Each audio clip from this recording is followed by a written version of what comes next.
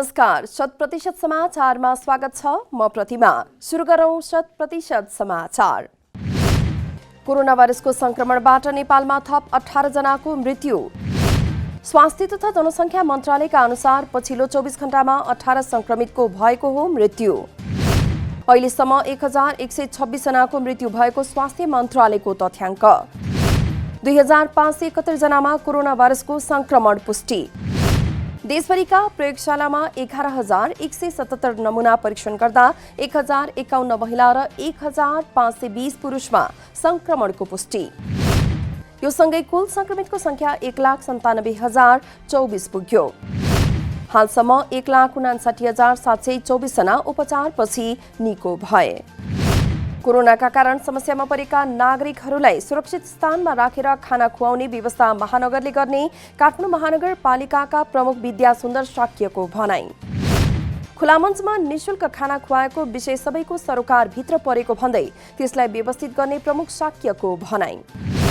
कसैलाई पनि मागेर खानुपर्ने अवस्था आएमा त्यसको व्यवस्थापन महानगरले गर्ने उल्लेख।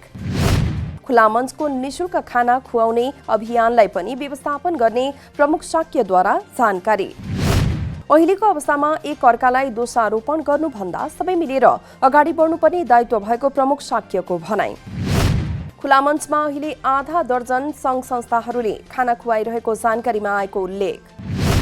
भोजनको व्यवस्था गरिरहेका सङ्घ संस्था र व्यक्तिलाई खाना खानेलाई पनि पाएक पर्ने गरी बन्द स्थानको छनौट गर्न आग्रह गरिएको जानकारी।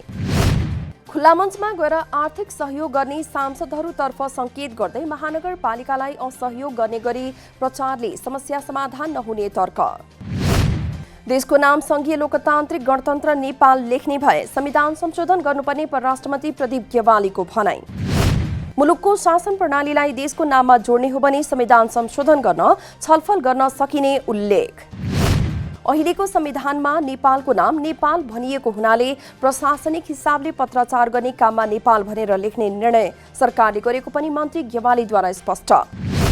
प्रशासनिक हिसाबले गर्न खोजिएको विषयलाई राजनीतिक प्रणालीसँग नजोड्न पनि मन्त्री गेवालीको आग्रह।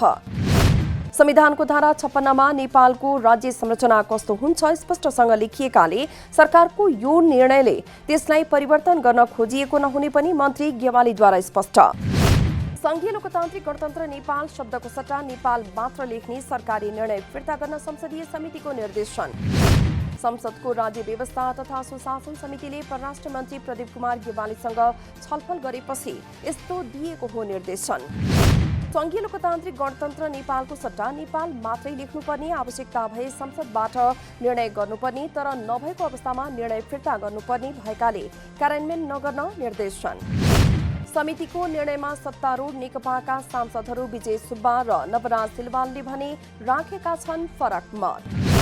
मुलुक संघीय शासन प्रणालीमा गएपछिको राष्ट्रिय जनगणना मेरो गणना मेरो सहभागिता भन्ने नाराका साथ आगामी वर्ष 2078 जेठ 25 देखि हुने। केन्द्रीय तथ्याङ्क विभागले आर्थिक पत्रकार समाज सिजनसँग सोमबार एक कार्यक्रम गर्दै 70 लाख घर परिवारमा पुगेर जनगणना गर्ने दिएको हो जानकारी। मुलुक संघीयतामा गएपछिको पहिलो जनगणना भएकाले विश्वसनीय तथ्याङ्क तयार गर्नुपर्ने विभागको भनाई। जनगणनाका लागि विभागले 80वटा प्रश्न तयार गरेको जानकारी।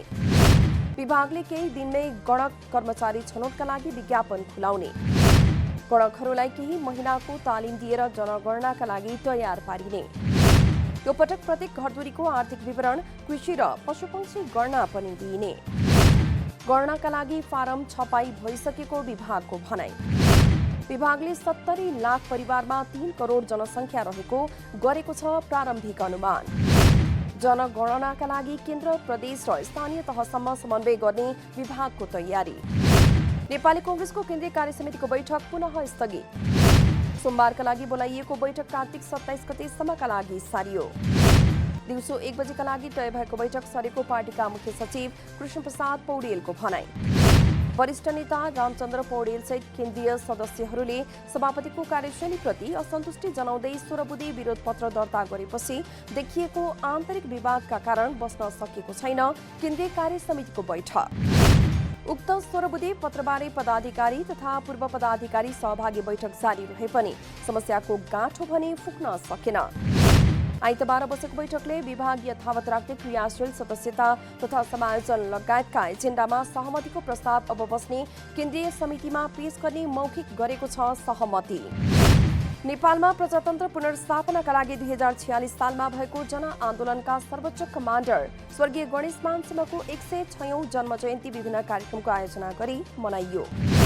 नेपाली राजनीतिमा त्याग र साहसको उच्च उदाहरणका रूपमा रहनुभएका गणेशमान सिंह सबैको निष्ठाको केन्द्र बन्न हुनुभएको थियो सफल। विक्रम सम्वत 1972 कार्तिक 24 गते काठमाडौँको क्षेत्रपाटीमा जन्मिनुभएका नेता सिंहको 2054 साल असोज 2 गते भएको हो निधन। सिंहले विक्रम सम्वत 1997 सालमा स्थापना भएको नेपालको पहिलो राजनीतिक पार्टी प्रजा परिषदको सदस्य भई राणा शासन हटाउने अभियानमा पनि आफूलाई भएको थियो सक्रिय बनाउनु। 2007 साल अघि नै भद्रगोल जेल फोरेर भाग्न सफल हुनुभएका जोशीला गणेशमान प्रवास जानु अघि नै तत्कालीन राणा हटाऊ आन्दोलनमा हुनुहुन्थ्यो सक्रिय। 2003 सालमा स्थापित नेपाली राष्ट्रिय कांग्रेसमा पनि रहेको छ उल्लेखनीय भूमिका। 2007 सालको क्रान्तिका एक अगुवाका रूपमा स्वर्गीय सिंहले वीरगञ्ज मोर्चामा गर्नुभएको थियो सशस्त्र सङ्घर्ष। 2015 सालमा पहिलो निर्वाचन भएपछि बनेको सरकारमा वरिष्ठ मन्त्री बन्नुभएको थियो। सिंहले 2017 सालमा प्रजातन्त्र अपहरण भएपछि 8 वर्ष सिंहदरबार र सुन्दरी जल बन्दीगृहमा बिताउनुभयो कारावास जीवन। 2025 मा बीपीसँगै सुन्दरी जल बन्दीगृहबाट रिहा भएपछि प्रवासमा राजनीतिक संगठन गर्नुभयो विस्तार। कम्युनिस्ट नेतृत्वको सरकारले देशमा जहिले पनि अस्थिरता र भ्रष्टाचारलाई मात्रै प्रश्रय दिएको नेपाली कांग्रेसका नेता प्रकाशमान सिंहको आरोप। पहिलो संविधान सभादेखि अहिलेसम्म कम्युनिस्टहरूले जनताबाट अत्यधिक मत पाएको तर सत्तामा पुगेपछि अस्थिरता र भ्रष्टाचार बाहेक केही पनि दिन नसकेको नेता सिंहको भनाई। प्रधानमन्त्री केपी शर्मा ओलीले आफूले पनि भ्रष्टाचार गर्दिन र अरूलाई पनि गर्न दिन्न भन्ने तर आफ्नै पार्टीका नेताहरू संलग्न भएका घोटालाहरूमा उहाँले नै संरक्षण गर्ने काम गरिराखेको नेता सिंहको आरोप। कोरोना रोकथाम तथा नियन्त्रणमा सरकारले गर्नुपर्ने न्यूनतम काम समेत गर्न नसकेको सिंहको तर्क। संविधानले देशमा 3 तहको सरकारको व्यवस्था गरे पनि प्रधानमन्त्रीले संघीय सरकारकै इकाइको रूपमा प्रदेश र स्थानीय तहलाई लिएको उहाँको भनाई। नेपाली कांग्रेसभित्र पनि अप्रजातान्त्रिक गतिविधि बढेको नेता सिंहको भनाई। 4 वर्षमा हुनुपर्ने महाधिवेशन 1 वर्ष समय थप हुँदा पनि हुन नसक्ने स्थितिमा आएको भन्दै चिन्ता व्यक्त। महाधिवेशन गर्नका लागि गर्नुपर्ने तयारी केही पनि नगरिएको समेत भनाई। नेपाली जनताले गणेशमान सिंह जस्तै चरित्रवान स्वच्छ छवि भएका राजनीतिज्ञको चाहना गरेको उल्लेख गर्दै अहिलेका नेताहरूलाई सच्चिन आग्रह। भोजपुरको टेम्के मयूङ गाउँपालिका वडा नम्बर 2 छिना मखुका कृषकहरू रुद्राक्ष चोरी हुनबाट बचाउन गस्ती गर्न थाले।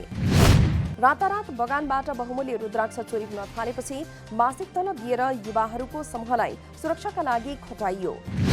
प्रति व्यक्ति मासिक 20,000 तलबमा 30-32 जना युवाको समूह बनाएर रुद्राक्षको सुरक्षामा। राम्रो आम्दानीको स्रोतका रूपमा रहेको रुद्राक्ष बोर्डबाटै चोरी हुन थालेपछि समस्या थपिएको कृषकहरूको भनाई। बगानको सुरक्षाका लागि राज्यले पनि ध्यान दिनुपर्ने कृषकहरूको माग। थोरै परिश्रममा लगाएको बोर्डले लामो समयसम्म निरन्तर आम्दानी दिने भएकाले भोजपुरका धेरै कृषकहरू छन् रुद्राक्षको व्यावसायिक खेतीमा जुटेका। विशेष गरी रुद्राक्षको मुख तौल र आकार हेरेर हुने गरेको छ किनबेच। मुख र आकारले रुद्राक्षको मूल्य निर्धारण गर्ने हुँदा राम्रो दानाको मूल्य 40-50 लाखसम्म पर्ने व्यवसायीहरूको भनाई। वर्षेनी धेरै मूल्य पनि दाना नफले पनि औसतमा रुद्राक्ष बिक्रीबाट भोजपुरका कृषकले प्रति व्यक्ति वार्षिक 10 देखि 15 लाखसम्म गर्ने गरेका छन् आम्दानी। भोजपुरको टेम्के मयूङ गाउँपालिका, षडानन्द नगरपालिका, साल्पा सिलिछो गाउँपालिका, भोजपुर नगरपालिकाको तल्लो भेगहरूमा प्रशस्त मात्रामा हुने गर्दछ रुद्राक्ष खेती। हिमाली जिल्ला मनाङको पर्यटकीय सम्पदा गंगा पूर्णताल हिम पहिरोले साँघुरिँदै गएपछि सरकारवालाद्वारा चिन्ता व्यक्त। हिमनदी बग्ने क्रम बढेपछि त्यसले बगाएको बालुवा र माटोले ताल पुरिँदै। मनाङको मिस्याङ गाउँपालिका वडा नम्बर 6 अन्तर्गत 3540 मिटरको उचाइमा रहेको गंगा पूर्णताल तिलिचो पछिको पर्यटकीय आकर्षक बन्दै। मनाङ भएर थोरङ तथा तिलिचो जाने पर्यटकहरूलाई आकर्षण गर्ने ताल पछिल्लो समय पुरिँदै गएपछि तालको सौन्दर्य समेत सङ्कटमा। सङ्कटमा पर्दै गएको ताललाई फराकिलो बनाउन र पर्यटकीय संरचना निर्माण गरी थप आकर्षक बनाउन विशेष पहल भइरहेको मनाङका जनप्रतिनिधिहरूको भनाइ। झण्डै 21.08 हेक्टर क्षेत्रफलमा फैलिएको अनुमान। ताल सफा भएका बेला निलो, वर्षायाममा सेतो र हिउँद याममा जम्छ हिउँ। पर्यटकीय आकर्षणसँगै यस्ता तालहरू धार्मिक रूपमा पनि रहेका छन् महत्त्वपूर्ण। गङ्गा पूर्णसहित मनाङमा साना तथा ठूलो गरी ताल, कुण्ड तथा पोखरीको संख्या 66 रहेको छ तथ्याङ्क। चिसो बढेसँगै जाडो मौसम छल्नका लागि लमजुङका लेकका भेडीगोठहरू बेसीतिर झरे। लमजुङका भेडीगोठहरू पुग्ने गर्दछन् मनाङ र कास्कीको सिमानासम्म। विशेष गरी दुध पोखरी नजिकै थुर्चु लेक, लमजुङ हिमालको काठ लगायतका ठाउँहरू भेडीगोठका लागि छन् प्रख्यात। लमजुङमा भेडीगोठहरू 6 महिना लेक र 6 महिना रहने गर्छन् बेसीमा। उच्च हिमाली भेगहरूमा राम्रो चरण क्षेत्र र घाँसे मैदान भएका कारण उनीहरू बर्खाको मौसम पारी भेडीगोठ सहित लेक तथा खर्कहरूमा गर्दछन् पुग्ने। सोमबार सुनको मूल्य तोलामा 500 रुपैयाँले बढ्यो। बजारमा छापावाला सुन प्रति तोला 98,200 रुपैयाँमा कारोबार। आइतबार छापावाला सुन प्रति तोला 97,700 रुपैयाँमा भएको थियो कारोबार। तेजाबी सुन प्रति तोला 97,700 रुपैयाँमा कारोबार। चाँदीको मूल्य पनि तोलामा 10 रुपैयाँले बढेर प्रति तोला 1,285 रुपैयाँमा कारोबार। नेपाल उद्योग परिसङ्घका पदाधिकारी र बेल्जियमका लागि नेपाली राजदूत गेहेन्द्र राजभण्डारी बीच आर्थिक कूटनीति र लगानी प्रवर्धनका विषयमा छलफल। परिसङ्घ कार्यालयमा भएको छलफलमा आर्थिक कूटनीतिका माध्यमबाट वैदेशिक लगानी प्रवर्धन गर्नुपर्ने आजको आवश्यकता रहेको परिसङ्घको धारणा। वैदेशिक लगानी भित्र्याउनका लागि प्रक्रियागत झन्झट र कानूनी अवरोधहरूलाई सहज बनाउनका लागि परिसङ्घले पहल गरिरहेको उल्लेख। अजरबैजानद्वारा विवादित क्षेत्र नार्गोनो काराबाखका महत्त्वपूर्ण शहरमाथि कब्जा जमाएको दाबी। सुसा नामक शहर अजरबैजानी सैनिकको नियन्त्रणमा आइपुगेको अजरबैजानका राष्ट्रपति इल्हाम अलियवद्वारा दाबी। लामो समयको युद्ध र सङ्घर्षका बीच अजरबैजानले रणनीतिक महत्त्वको सुसी शहर कब्जा गरेको उल्लेख। 1,700 वर्गमिटर क्षेत्र रहेको नार्गोनो सोभियत सङ्घ विघटन हुनुभन्दा पहिला अजरबैजानकै थियो स्वायत्त क्षेत्र। नेपाल र बङ्गलादेश बीचको मैत्रीपूर्ण फुटबल खेलको नाम मुजिब वर्ष फिफा अन्तर्राष्ट्रिय फुटबल सिरिज रहने। बङ्गलादेश फुटबल फेडरेसन BFFले आइतबार नेपाल विरुद्धको 2 मैत्रीपूर्ण खेलको नाम गरेको हो घोषणा। बङ्गलादेशका राष्ट्रपिता भनेर चिनिने बङ्गबन्धु शेख मुजिबुर रहमानको 100औं जन्म जयन्तीको अवसरमा मैत्रीपूर्णको खेलको नाम गरिएको हो घोषणा। BFFका अध्यक्ष काजी मोहम्मद सलाहुद्दिनले मैत्रीपूर्णको खेलको नाम गरेका थिए घोषणा। नेपालले कार्तिक 28 र मङ्सिर 2 गते बङ्गलादेशसँग 2 मैत्रीपूर्ण खेल खेल्ने। 100% समाचार अहिलेलाई यति नै। नमस्कार।